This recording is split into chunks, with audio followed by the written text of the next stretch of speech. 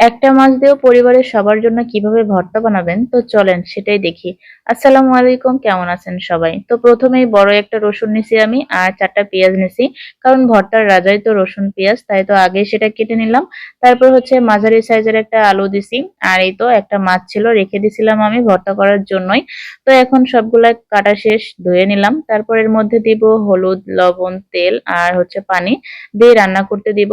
তো কারো বাসায় যদি লাউ পাতা থাকে এখানে দিতে পারেন। লাউ পাতা দিলে অনেক বেশি মজা লাগে আর দেখতেও সুন্দর হয়।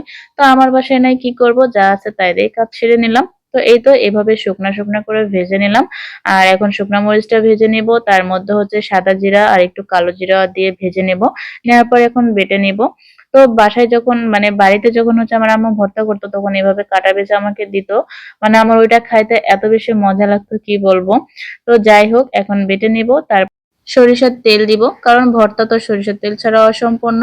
তো যাই হোক, কেমন লাগলো ভর্তা রেসিপিটা অবশ্যই সবাই কমেন্ট করে বলে যাবেন। আর অবশ্যই ট্রাই করবেন, খেতে কিন্তু অনেক বেশি মজা হয়েছে। দেখেন, দেখতেও অনেক সুন্দর হয়েছে, তাই না?